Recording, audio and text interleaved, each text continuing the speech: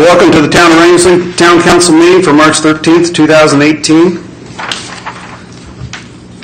Lisa? Roll call. Andrew Schaefer. Here. Lisa Hatch. Here. Tyson Heck. Here. Andrew Key. Here. Trey Roby. Here. Matthew Philbin. Lisa, would you mind leading us in a prayer? Don't mind at all. Our Heavenly Father, how grateful we are to be here as a town council and with community members, and grateful for the town of Rangeley and the people that reside here. We pray that the town will start to become more prosperous and be able to provide the jobs and the needs of this community. We love this community and grateful for the country that we live in. We pray as we visit about concerns and needs of the community that we'll make good decisions and be guided by the grateful again for all things in the name of thy Son, Jesus Christ. Amen. Amen. Peter, you want to lead us in the pledge? I pledge allegiance to the flag of the United States of America and to the republic for which it stands, one nation, under God, indivisible, with liberty and justice for all.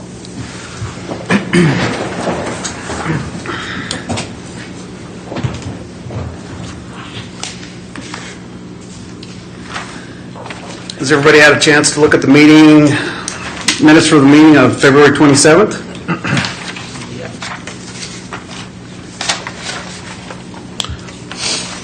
Any questions? I would entertain a motion to approve the minutes, February 27, 2018 minutes. I'll make a motion to approve the February 27. Second. Danny Kaye made the motion. Tyson Hackey, second. All those in favor? Aye. All those opposed? Motion carries.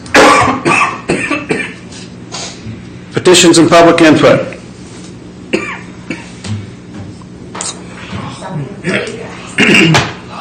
Don't glare at me. You're supposed to stand up at the front and introduce Well, yourself. then I can't give you this. Okay. I have a paper for you all. Nice. You're just laughing at me. I just want to encourage you guys to consider subscribing, Andrew Key, Still forgot. to the local paper. Thank you, man. What if we already subscribed? I haven't checked my rolls since this weekend. do it again. Sign up. You know, the decisions that the county commissioners make and the things that are going on countywide really do impact what you guys are doing. And I think having that resource and being able to read about what's going on in these meetings and read about what even some of the crazy letters to the editor say would be really beneficial to you guys. It's only $40 a year, and that's actually cheaper than buying it every week. So, Because I typically buy it. Okay. why we buy it. thank you guys. It's also free online, so Actually, if you buy it at the mini mart, they're still only charging 50 cents. Jen, stay honest. Especially me. Does anybody else want to address the council? Do we have any changes to the agenda? Public hearings. Item A, public hearing, second and final reading ordinance 688, 2018, an ordinance of the Town of Rangeley, Colorado, eliminating and reducing the liquor-related distance restrictions imposed by CRS 12-47-313 regarding schools and campuses within the town. Anybody have any questions on that? Did you guys get a signature ballot turned in or a signature initiative turned in for this? Okay. You mean like a petition? Yeah, they had they had one down at the liquor store down there. It's a bunch of signatures on it, and I don't know. That was for something else. That was something else? Yeah. I heard about that one. Okay. Yeah, that was a different That was issue. a different one? Yeah. Disregard. Committee meetings. Peter, let us know about the Startup Colorado, please. Okay. So we had see, Andy, you were there, weren't you? Yep. Anyway, we had a group come in from Eastern Slope that did a presentation on,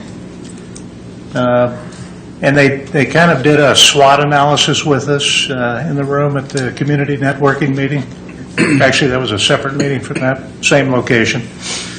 They all kind of merged together after a while. But anyway, we looked at, I guess we tried to look at ourselves introspectively to see, what strengths and weaknesses and opportunities and threats that were out there for our community. And then we talked with these guys about the potential, there's some funding options and how we might organize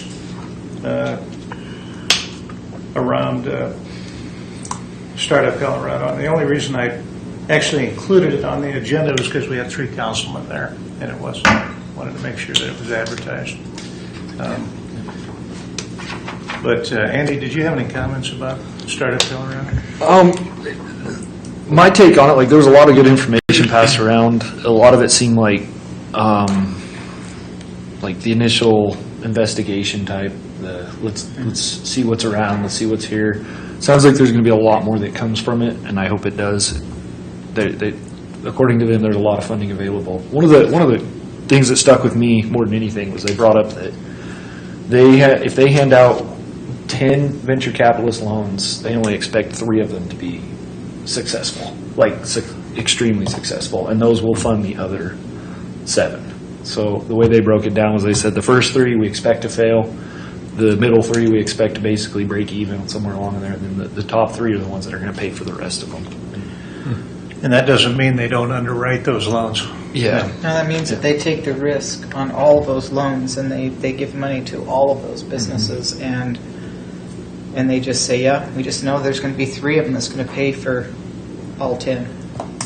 So they just expect to lose on so many of them, and that's hard for banks and stuff to take that level of risk. So that's why this funding is so important. But it was, the first part was, how are you in infrastructure? How are you in, I don't know, there was 6 categories or something.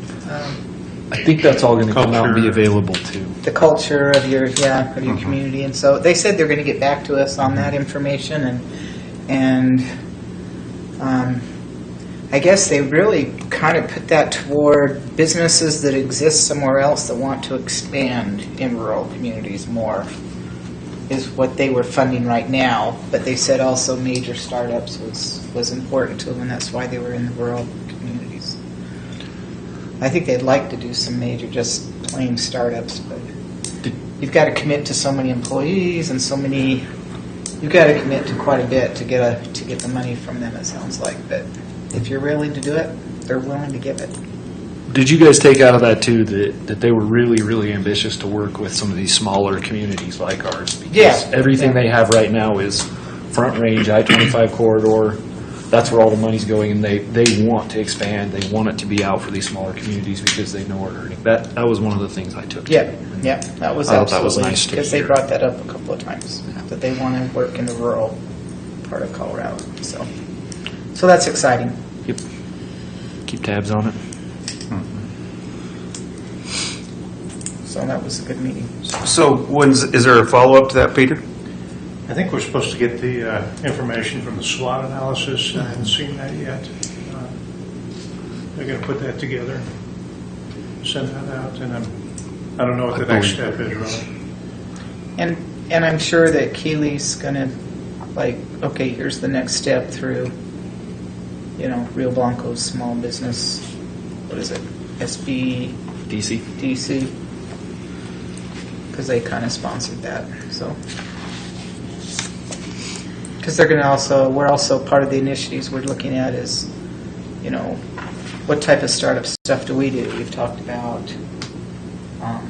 workspace. We've talked about, a lot of different things, and how do we get to the entrepreneurship. Entrepreneurs coming here, to small communities and wanting to start businesses. So it's getting ready for that type of, young people that are ready to charge into the world. Yeah. Can you get us all on the follow-up on that? Sure. Email if it comes through? Yeah. It'd be interesting to see. Supervisory reports. Peter, do you want to go first, or you don't want to let your... Let let those guys go. They Okay. know what not to talk about after they're done. Chief Wilson?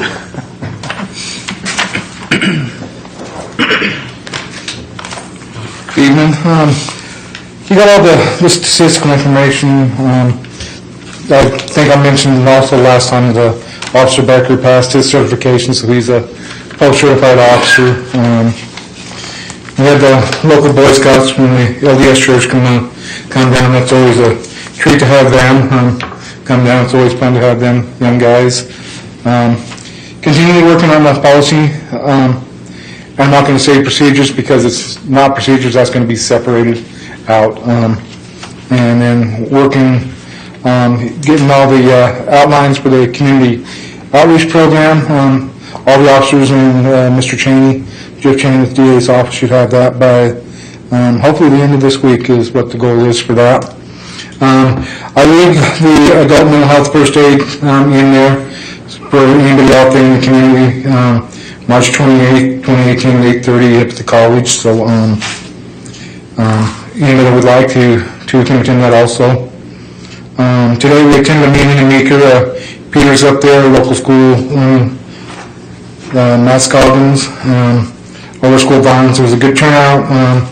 I think it's going to lead to further discussion with stakeholders, meetings and so forth, and I think we'll be able to collaborate and come up with some good ideas. Some good ideas was put into place, and I think more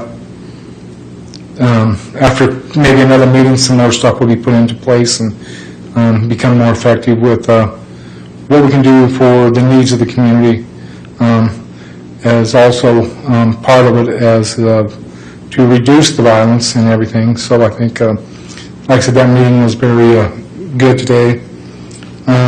Roy and I, the lieutenant, we're attending a Lexipol online training, one today, one tomorrow, and then we'll be going forward with the Lexipol. We're not going to be doing any cross-reference with ours. We're just doing it with our policy and going strictly with Lexipol.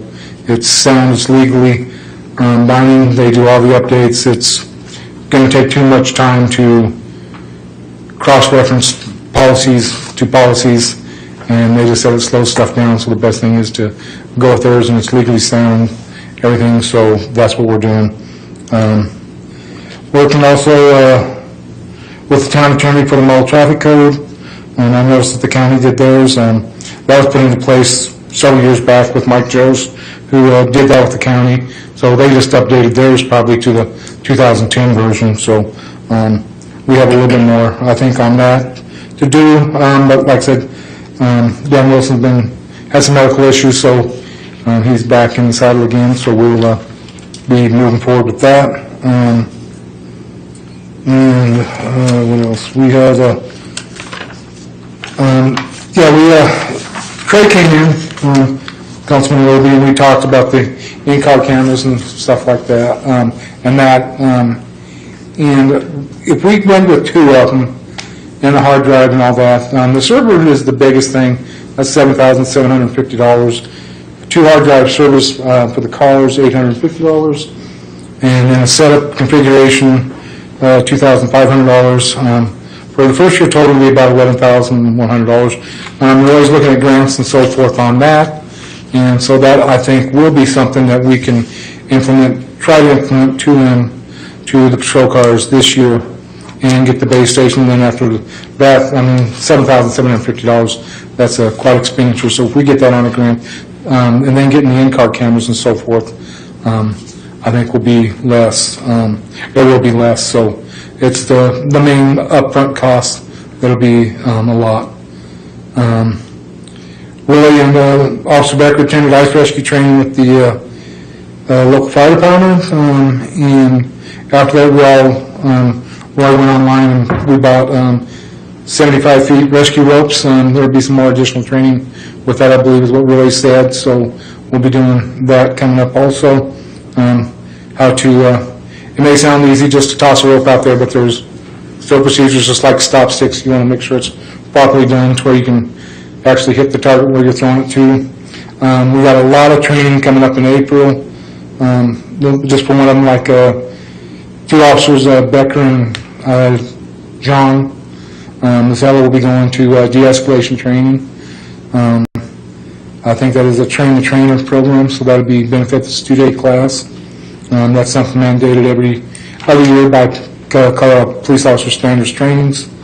And also, after the community networking meeting up there at the college, I was left there, and I actually conversed with a lady there at Kennedy Drive, and she was actually picking up the kids off the school bus stop. At that time, she said, no one stops at the stop signs at Kennedy and College Loop. So basically leaving the college, she said very seldom do people have to stop. She goes, she enlisted the college to put in a gravel area for people to pull off to the shoulder road so they can pick up their kids there. But she says, I have almost resorted to throwing rocks at people's cars because of the agency of them and not stopping. She said some of them actually stop. You're not even stopped by the kids getting off the school bus. She goes, and that's really frustrating. So I've been up there more, and then, of course, I get more complaints about the continuation of Ridgeview. Kennedy Drive is 40 miles an hour. There is no definition between 40 after you go past College Loop or La Mesa subdivision. So really, it's 40 miles an hour past that intersection also. People tend to do what I'm being told 10 miles an hour over, so it's 50 miles an hour down that. And of course, the complaint is from some of the people that live in that area that got young kids. I told them we would do more up there, but what I want to approach the council about is actually put up a 20-mile-an-hour speed sign after College Loop, the Mesa subdivision, that's posted 20 from there to the end of the city limits right there. That way it reduces it, it's more visible, and it's more enforceable. I mean, if you're doing 20 over, then that's a more hefty fine. You're getting in somebody's pocketbook for $150, $200. That's a considerable chunk of change, and I think that'll be a deterrent. We're trying to be up there as much as we can to deter this, and it has, I think, we have dealt with that some, but not enough. So I just want your thoughts and opinions on the speed limit sign, reducing that to 20 miles an hour. Where's the city limits at? Up there? Past the dirt. You know where Luke Allred is? Yeah. Right to the south end of his property. Yeah, it's not paved all the way. Yeah, you hit the dirt, and then you still got 100 yards or something. Yes, about that. A little bit beyond that. And then after that is where I think the county has a sign up 25 past there, correct? Or is it 20 or 25? I'll have to go look and see, because I always come up the other way. There's some sign back there that does slow you down, but you drive through behind the college, then you hit the dirt, and then you hit that next speed limit sign. Yeah, and we're only going to be focusing on Maybe the city, the jurisdiction. Yeah. So if it's 25, that it continues out to, I guess, the highway, right? When Yeah. you turn off on the county road? I'm only worried about the intersection from Olympus to Right. city limits. I'm Not just- Olympus, sorry, College Loop, La Mesa intersection to the city limits. That's where we have our enforcement. I'm just saying, if theirs is 25 and it's close to the 20-mile-an-hour thing, to me, it would make sense to stay at 25. just stay at 25 instead of dropping to 20 and then back up to 25, and that's, I guess, a question for you. Yeah, I mean, yeah, that would be the logical thing to do. Yeah, if the county's at 25, leave it, yeah, put a sign in at 25. Yeah. How do we move forward doing this by putting in a new traffic sign in town? Because I don't think any of us have ever gone through this. I'm just putting it in. It's a new, It's just just, speed limit sign. Yeah, it is a needed thing for the safety and flow of traffic and pedestrians and so forth, so therefore it's just, we do it because we need it to. Okay. And I don't believe in ordinance, it has to be passed at this ordinance, if this street's going to be 20 miles an hour. I mean, all it says that any street that's not posted is 15 miles an hour. So do we just need to make a motion? Is that all we need to do, Peter? I think it'd be fine. Yeah. And then I'll just have Public Works Trey, do you get on with their convenience, and I think they will do that. you live up there? Mm-hmm. Your thoughts are? Yeah. That Okay. is a congested, The people fly. They do. Done. They're crazy up there. and you have school pickup right there at Yeah, College and Loop. coming off the college, a lot of people don't stop. And even though the other side is a yield, because I go straight, and everyone always thinks everyone's turning right there. And I know it's not and I'll even go there too. I mean, it's not gonna be for the people who live up there, and I'll take the heat, but I actually think it needs to be a stop both ways. I do too. Why don't we do it? I think we should. I just haven't received the complaints yet, I mean, to the degree, and for the safety and the flow of traffic, I mean, I think that's something that needs to be done, but I mean, it's gonna be education, because We'll take. I stop at stop signs that aren't even posted anymore because they used to be there. Yeah. It'll take I mean, people I a still while look to at get the used to it. stoplight, Yeah. that's not even there. Yeah. I mean, Well, it probably should be, because when I lived up there, I don't know how many school students I about ran over because I yielded and they didn't stop and they zoomed. You know? Yeah.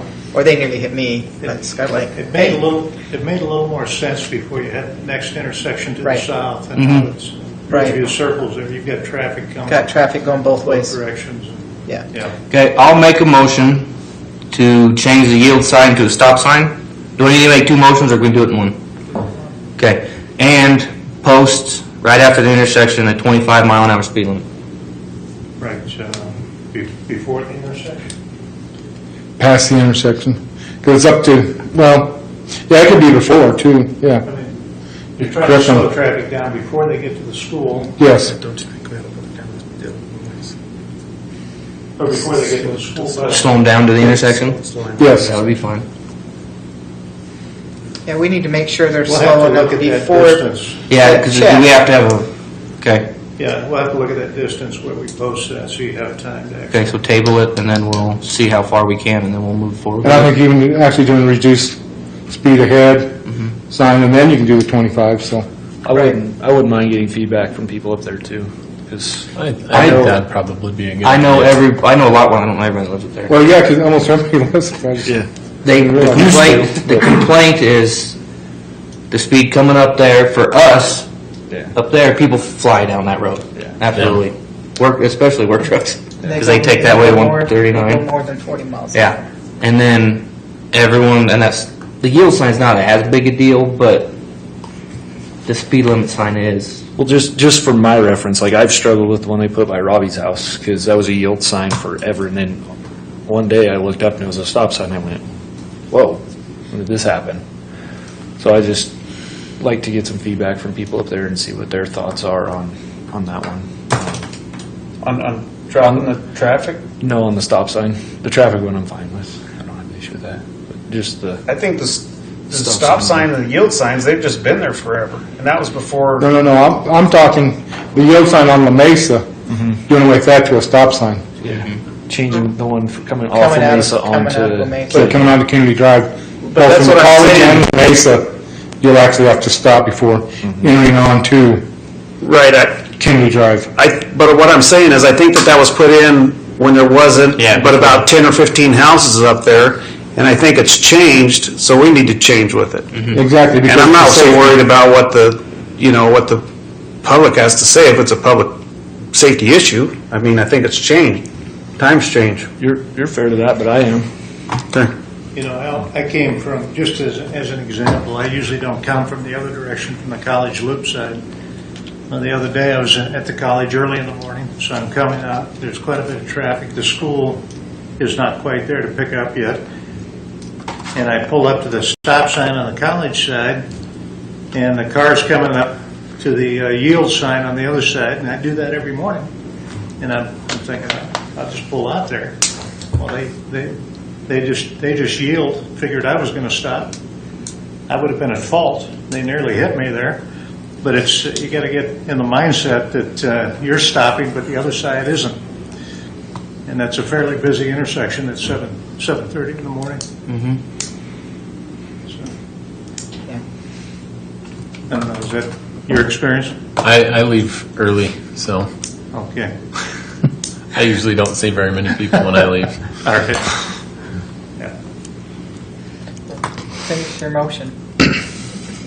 I think I want to work, because we want to, we Fine. do want to do the speed limit before. So how far in front, do we have other rules to how far that, to an intersection, we can change the speed limit, or do we, can we No, just? I think we have to have it in advance of the intersection. I'd like to look at that, maybe consult, Okay. we have a traffic Because you're gonna engineer have to that we do can a- consult. Mhm. Yeah, there's a traffic manual that is best practice on where to post signs and how to Then post them. let's do that. I'll just cancel that motion. Let's figure out where we need to put that sign, and maybe put a reduced speed limit sign, 100 yards or whatever it's required in front of it, to double warn people that it is slowing down. There is an intersection. Yeah, you'll slow it down before you get to the top. Right. Yeah, come back with the plan on what we need to do there. That's, I'll have that information for the next meeting then. Okay. all right. Okay. Thanks, Chief. Any questions or anything? Thank you. Thank you. Thank you. Don Reed? Can I, Yeah, hold on a second, Don. one point of clarification on that. Andy suggested polling or informing the people or polling the people up on the mesa. I'll go around and talk to them myself. That's all I was saying. I'm not necessarily saying to actually poll. I just will go I'd talk to help people you up too, there and see whatever. what their thoughts are, is all I'm getting at. Do you wanna- Well, and whatever is decided, if we do decide to put a stop sign there, we probably ought to notify Since them we're all. delaying the motion, do we want to go ahead and just get that feedback? Yeah, Yes, that'd be you can. fine. Yeah, Where- would be the best way for us to do our job, right? Have the most information we can. Most feedback. I don't care. Like I said, I'll go. I'm I'll go comfortable around. with that decision either way, whatever you guys want to do. Yeah, I guess if you're going to put something together, then get some input from, I mean, try to get that whole input from everybody up there, if that's the way it's going to go. Well, I just think at some point it's a safety issue. One, it's been brought up that the kids are having a hard time It is a- with that, so now we're going to go poll people on whether it's a safety issue or not. yeah. I'm just saying, we're looking out for the best interest in town, and it's not whether somebody wants to stop at that stop sign when they come around there. I mean, I think we ought to notify them that we're going to make a change there. we can talk to the traffic supervisor or specialist that you think, and if that's what the council thinks is a safety issue, then I think we ought to move forward with it. Okay. I wanted to elaborate on one other thing that Benny talked about. That was the meeting today. We met with the sheriff in Meeker, the 2 school districts, the 2 towns. Some of the county commissioners were there to talk about school violence and the potential of having a special resource officer? School resource officer, yeah, SRO. Having an SRO in the schools and the cost of that and what the school districts felt about that. We also talked about guns in the hands of teachers and what the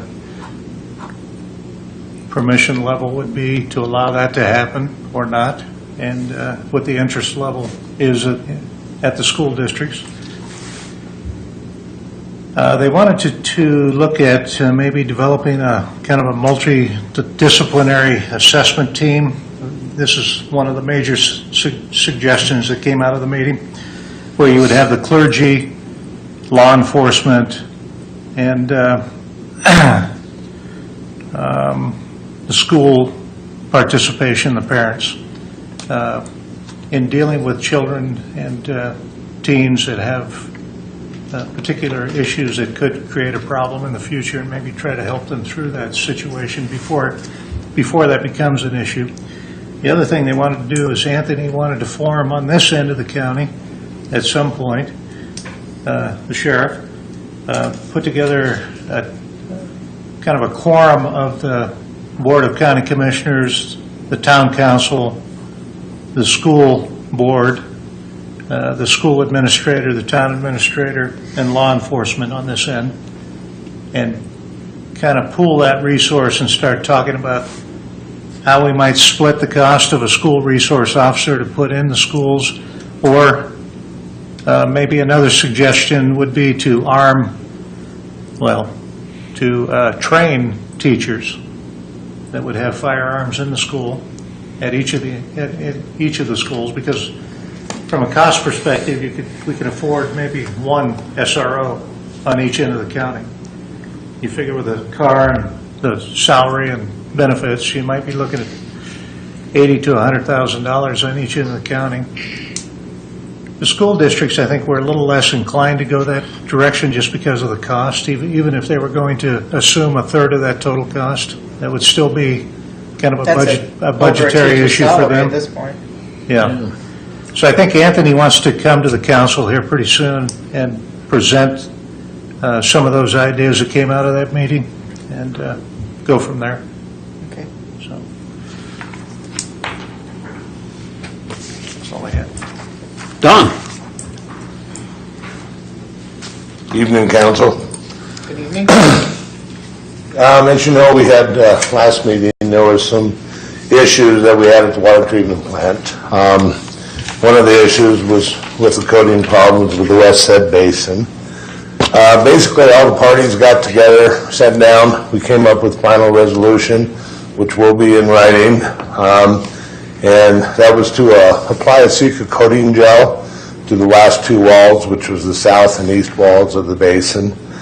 And then go back and recoat any of the pinholes that were greater than 1/4 of an inch. Restructure, who's the contractor on that, took it a step farther. They went back and they recoated any visible pinholes they could find. So I thought that was pretty notable on their part. The warranty took effect this morning. We put the basin back online. We had a lot of work to do to get it ready. We had to recondition the filters, replace the set tubes, do all the drainage systems, but we are back up and running. The warranty, like I said, will take place starting today. We are in negotiations with Sika to see if we can get an extended warranty. The overall product is not what we paid for, so we will be monitoring it. We'll be taking the basin down at a minimum at least once every quarter. Apex, who did the inspection, has volunteered to come up. They would like to come and see it whenever we take the basin down and do an inspection. They said they would do this at no cost. They're kind of curious about the results. They're actually a little skeptical that it's going to hold. We're going to keep our fingers crossed and hope that this is the resolution that will work.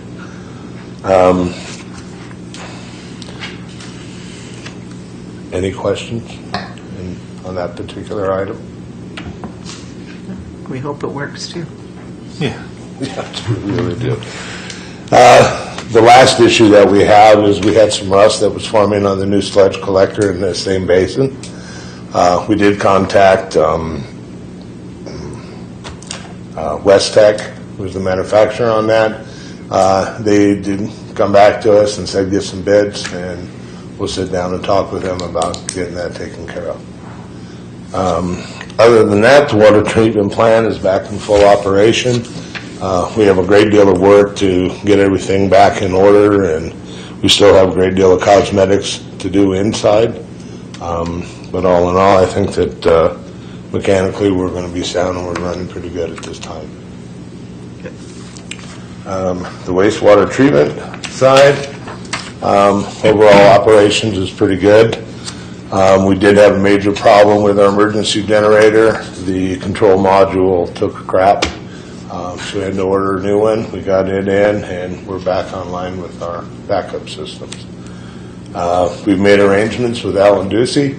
We will try to, immediate future, start removing the sludge mixed with some dirt, and he's going to use it for fill dirt out on his property. The grants, the materials have all arrived for the Cleary building. As far as getting it erected, I'm not holding my breath, but we're hoping the crew will be here sometime this week or next week to start putting it up. The manhole replacement project, you may have seen all the equipment out back. That is underway. TDA, pretty positive. They think probably several weeks they'll be out of here. They don't really foresee. We had a pre-con. Everything went pretty smooth. I don't think we'll have too many issues. We'll keep our fingers crossed on that too. Other than that, we have a lot of projects on our plate over the next few months. And I'll update you as we go. All right, thank you. Thanks, Don. Peter? Okay, Andy, you probably got this, Andy Key probably got this email from AG&C today. But the Department of Interior seems to have found a way to release the excess funds from the Anvil Point cleanup that took place and the refund of the severance and FML payments that were kind of clawed back after the leases were reneged on by the BLM. So they sent out an announcement to that point today. I talked to Jeff Rector today that could mean, if Colorado passes HB 18-1249, that could mean that somewhere between $6.2 and $7 million will come back to Rio Blanco County out of that refund. So that's good news. Senator Gardner, Congressman Tipton, and Senator Bennett had a lot to do with that. So her final statement here is we are grateful to Secretary Zinke and Undersecretary Bernhardt for the attention and commitment to resolving this long-standing issue and look forward to the distribution of the funds. I think this has been 20 years plus. Something like that. I mean, it's been, Been quite a while. And it was $120, of which 40% was initially clawed back from our severance and FML payments. So the payment's a far cry from what it was expected to be, but more than probably they expected at this point to get. So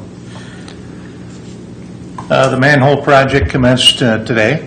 Andy and I were walking behind Town Hall here. You can see the equipment around it.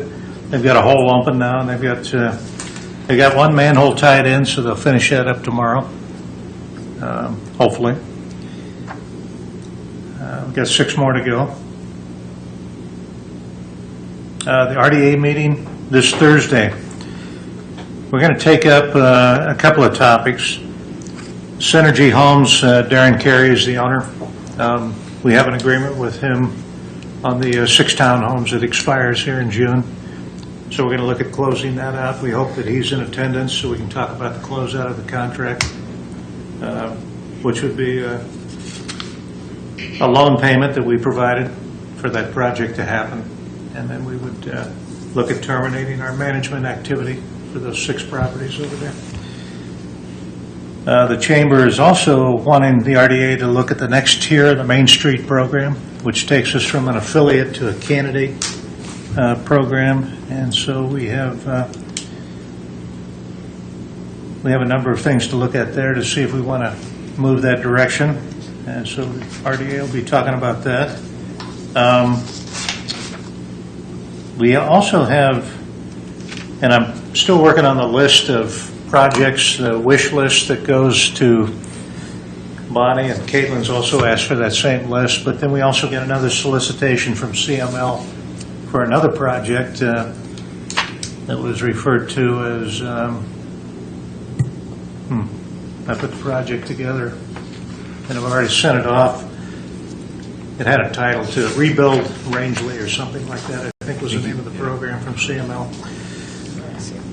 So the project we proposed, because they're looking for certain types of projects through that program, we proposed rehabbing the retaining walls on both sides of Main Street on the east end. We got quite an erosion problem going on. Then we got that 10-foot path that comes down off of Kennedy that goes over the top of that shale wall that's on the south side of Main Street. And that path, if you walk that path, the concrete, as you go down over the edge, those big slabs are starting to slide and shift. And they're heaving, I think. But anyway, we're looking at that as a combined project, the 2 retaining walls and then the Kennedy Drive path, which we've already got engineered. I mean, we had an architect, landscaping architect, rehab that, provide a potential rehab plan for that. We had it engineered, so it's It's one of those shovel-ready. I get run out of here for saying that. But it's one of those projects that's just sitting on the shelf, ready to go. So the total project would be about $400,000, and I'm sorry, about $600,000. And we're asking, since I have no idea what the funding might look like from the administration, we're asking for the full amount, and we'll see what they come back with. Maybe there's a match on that. But I'm sure every community in the country, we've done this before several times. When they call for this, every community in the country responds. And there's trillions of dollars worth of projects that get sent back to Washington. So I don't know how they pick these things out. So, but we're spending the time to put them together. We also, the 19th of March, next Monday, right? 12th, yeah, next Monday. Work session with the county commissioners discussing a potential IGA for the building department, combined building department, so at 10 o'clock in the morning. If you can attend that meeting, I hope to, by tomorrow, I hope to have a kind of a mock-up IGA that I can send over to Kent Borchard, their county attorney, so he can take a look at it.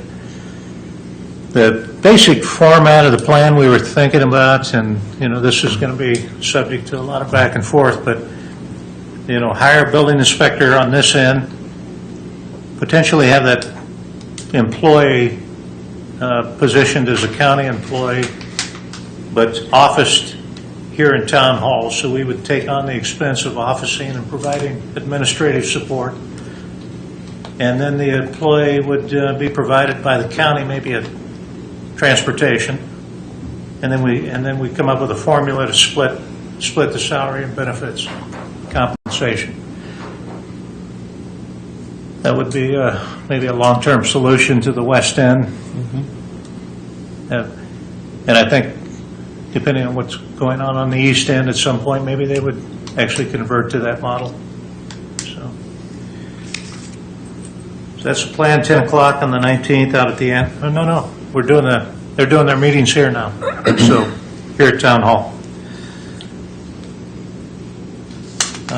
Sales tax information's in the packet, pretty flat so far this year, year-over-year comparisons. I think that's all I have. Okay. Anybody have anything for Peter? Just one thing hit me here. Where are we at on the Verizon tower? Have they come back with anything or decided when they're going to start? Coincidentally, all the orange marks on the south side of the county's parking lot, which is the one by the library here, you see all those orange marks. That's the fiber connection CenturyLink's putting in this week or next for the tower. So they're bringing the fiber to it. They said that probably early summer they would start the project. Okay. I'm not sure if that's 5G though. I don't know what we're looking at. 5G seems to have some issues, but anyway. It'll be a 100-foot tower back there. Anything else? Thanks, Peter. New business. Discussion action to approve ordinance 688, 2018, an ordinance of the Town of Rangeley, Colorado, eliminating and reducing the liquor-related distance restrictions imposed by CRS 12-47-313 related to schools and campuses within the town.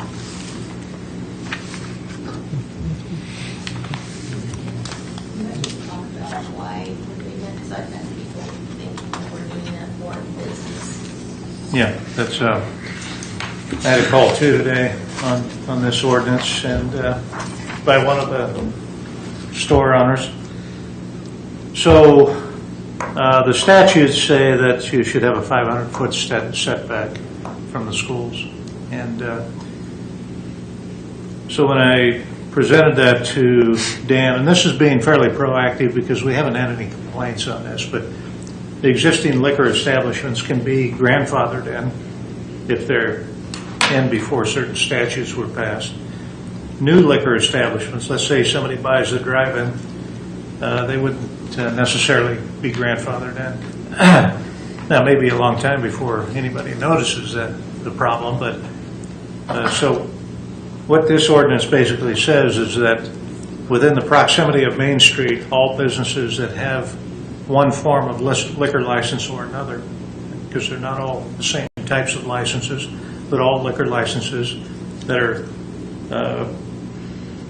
positioned somewhere on Main Street or close to that proximity would be exempt from the 500-foot setback. And that's a statutory preference that we can make as a council. So the attorney has looked at this. Well, he prepared the ordinance, and that's what it should accomplish. We shouldn't have a problem in the future. Because if you sell even, any of those businesses that's close to the to the school, then they would be in the same situation. So this would protect new business owners. Yeah, potentially that's the problem. Yeah, okay. And of course, some of the newer establishments now that they can have liquor, the grocery store could decide they want to do that, or I don't know if Loaf and Jug, and maybe they do have that already. Yeah, they already have a license, They but already do, right. I don't think, they might be outside of that 500-foot perimeter, but I was wondering, the Mexican restaurants So still inside. probably It's inside. probably inside. Restaurants, The that have liquor. The like Mexican restaurant definitely is one. Probably inside the 500 feet still, so. Which one? The Mexican restaurant? Yes, It's it within is. I measured that one. That one is. Yep. So, just to be clear, you're saying that if we don't pass this ordinance, then these guys transfer ownership, they may not be able to get a liquor license. That's the potential. Whereas if we do, how does that work if we're only grandfathering existing businesses? Well, Or the we- statute grandfathers long-term Okay, businesses. the statute does. And Yeah. this is going one step further, just saying, And they give us this latitude within our community. For clarification, this is only for Main Street, right? That's right. Right, okay. Yeah, Main Street only. Yeah. So let's say that there was a new business that popped up within that same vicinity somewhere by the school, that would also protect them if there was a new business that was still on Main Street. Trying to think, there's probably no space over there by the... Well, you still have the authority to determine whether you want to issue a license. That's right, that's right. Yeah. But it doesn't remove that. Yeah, we still have the authority to remove or to say, no, you don't get a If you liquor determine license. that as a town, we've got enough liquor licenses, I mean, that's... Okay. I'm good with that. Anybody have anything else? I would entertain a motion. I'll make the motion as stated in the agenda, that we approve it. I'll second it. Lisa made the motion, Trey second. All those in favor? Aye. All those opposed? Motion carries. Action item B, discussion and action to approve the February 2018 check register.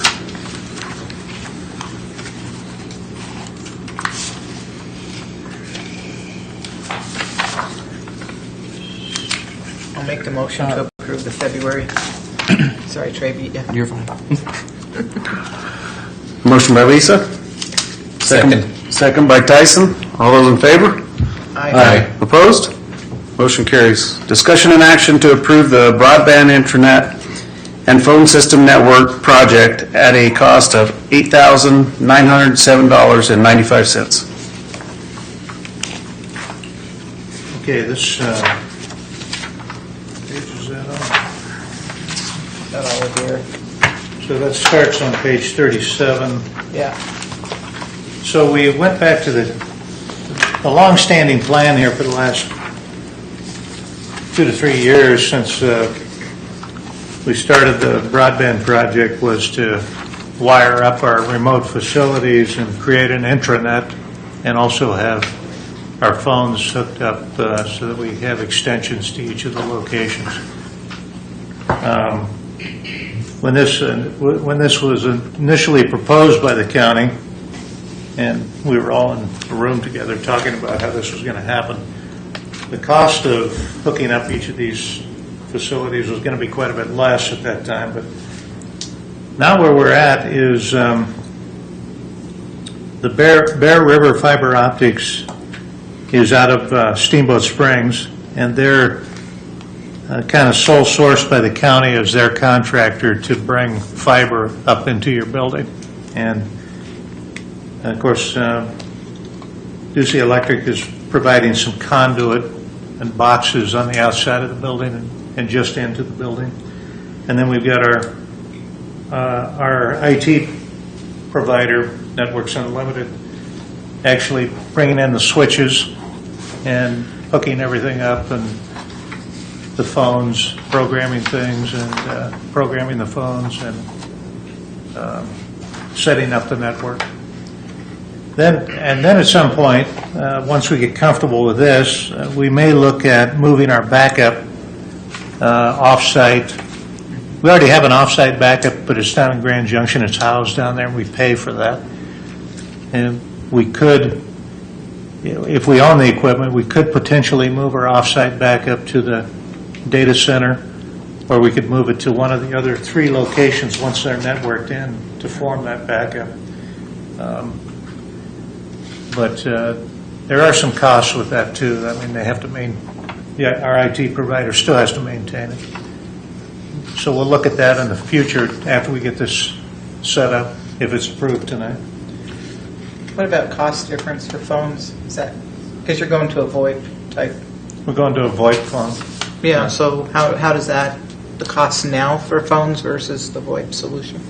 We did a full analysis on that. It was fairly It's a lot significant cheaper, right? savings, but If I remember. I don't recall the numbers. So in the long run, it will pay for this in how many years, do you think? Well, this and the backup will probably, I'd say within 18 months, It'll be return paid on for. investment. Yeah. Okay. That's good. To clarify, you guys here are already on voice over IP, right?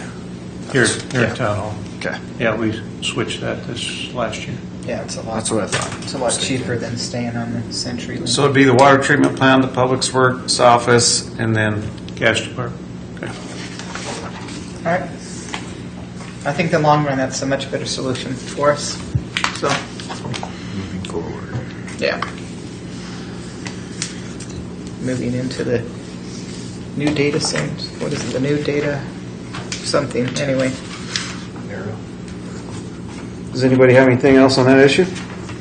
No. I'd entertain a motion. I'll make a motion to approve broadband internet and phone system network project at that cost of $8,907.95. Motion by Tyson Hacking, I'll second. second by Lisa Hatch. All those in favor? Aye. Opposed? Motion carries. Peter, did you want to talk about any of these informational items? Yeah, a couple of them. I think in front of you is the application if you want to attend the outreach program. See, you got that laying there. Oh, this one. Yeah. Also, this Energy and Environment Symposium, if you'd like to attend that, I know Matt Bilgren is already committed to that, so if anybody else wants to go, you could let Teresa know. She could get you registered. It's an overnight deal, so we'll get a room booked and get you set up for this symposium. I hear it's pretty good. I've never been to it, but it's well attended. I went to one when they first started it there. It was good. What else did we have on that list? Got Co-workspace tour, that's the big one. Yeah. the co-workspace tour on the 29th. Oh, yeah. Co-workspace tour on the 29th. We'll be leaving here and visiting Proximity Place, I think in Grand Junction, or something. Factory in Grand Junction, Proximity Space in Montrose, and Ridgeway. Yeah, so it'll be three co-work spaces in one day. We're looking at developing a co-work space here locally, trying to get some grant funding, working on that grant right now. So, and I think the chamber county has like 4 potential vendors that are looking at contracting space in that new co-work space. So, anyway, if you'd like to attend that, we're going to caravan down there. And then the Club 20 spring meetings is that next day, the 30th, 31st. Are you doing that, Lisa? I am. Okay. Already registered. Teresa took care of me. Yeah. I'm still the director for Milwaukee County, so. Got the vaccine clinic coming up on April 14th. The State of White River Basin Forum. That dinner is going to be Wednesday, April 4th. If you'd like to attend these things, we can RSVP for you if you'd like. Those guys have actually reached out and asked that we attend to. It's supposed to be Which one is that? the round table for the. Oh, this one. That's what you're saying, this water one? Mm-hmm. The Yeah, water Yeah, basin. water basin, yeah, they're doing it here, and they've asked that just, if we can, to attend, just for, because it's starting to really get legs, and there's supposed to be a lot of people coming, important people, so, I just thought I'd pass that along. If we can, let's try to attend. Is that a Saturday? Not sure. When is the foundation dinner at the 31st. college? Yeah, 31st. We do have a couple of seats open. My sister-in-law's got a whole table, and she thought it was Saturday the 28th, she says. I said, well, it's the 28th, it's not Saturday. So, the 31st. Peter, I'll go on the 4th. On the 4th? Yes. Okay. That's Wednesday. Anybody else? The White River deal? Yeah. I'll go to that.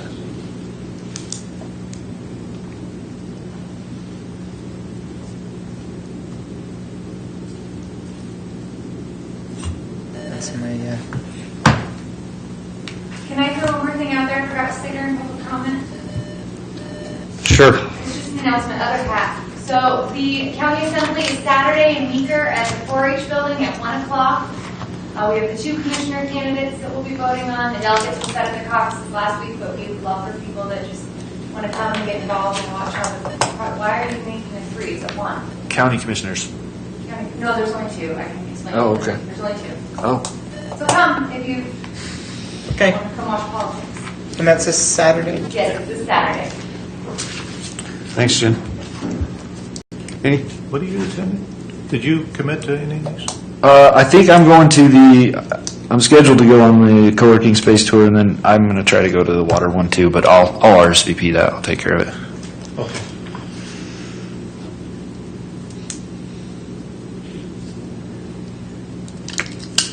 Is there anything else that needs to be brought towards the front of the council? To entertain a motion to adjourn. So moved.